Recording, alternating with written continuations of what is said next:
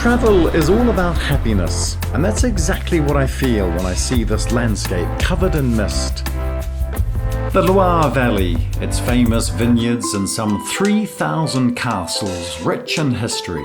Those of French kings who from the Middle Ages tapped into the riches of this magnificent region. Aujourd'hui, il y a eu un vrai changement, donc la crise sanitaire aussi a énormément joué en notre faveur, très clairement.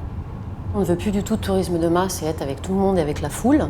Il y a ce côté effectivement où l'exclusivité aujourd'hui prend tout son sens, parce que du coup ça permet d'avoir des accès totalement exclusifs et c'est ce qu'on va rechercher. On a plutôt envie de se retrouver, d'être avec ses proches et d'avoir ces moments un peu de grâce finalement et un peu magiques où ça nous met hors du temps.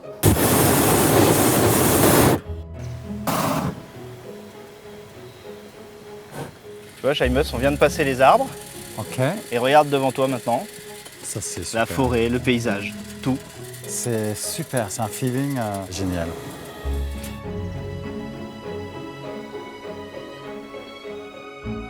Le tourisme est en train de changer, et tant mieux d'ailleurs, parce que le tourisme de masse a malheureusement détruit plein d'endroits, on va se le dire. Mais au final, la crise sanitaire est en train de redistribuer un petit peu les cartes. Et ce côté voyage exclusif et très personnalisé va prendre le relais. Comme Chimus voulait vraiment en fait découvrir l'histoire des châteaux de la Loire, on s'est dit finalement lequel je pourrais lui ouvrir. Autant ouvrir le château des Dames, qui est Chenonceau. On a pu lui donner en fait accès avant l'ouverture. Donc du coup, il est seul. C'est un conte de fées à la française, c'est un vrai voyage dans le passé, dans l'histoire, et c'est juste magique.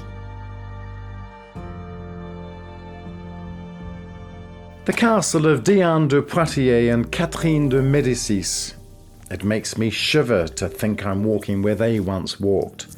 I feel intense emotion as I weave my way through the corridors, totally alone. What a luxury to take my time, observe, discover, get a feel for the place. It's a bit like a privilege, normally reserved for a king, and actually something I could very quickly get used to. La France a un avantage immense, c'est qu'elle a énormément de terroirs qui chacun d'eux a un imaginaire et des produits associés qui ont fait le tour du monde. Le savoir-faire, l'artisanat. On a une clientèle et un tourisme qui est prêt à venir vraiment voir l'origine du produit qu'ils aiment consommer de l'autre côté de la planète.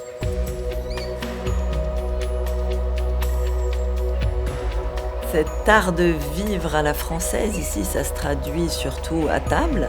C'est ces moments de partage que le monde entier nous envie, avec des grands vins dans le verre. Donc on est très ancré localement et on va même jusqu'à parler de art de vigne, qui est l'art de vivre au cœur des vignes.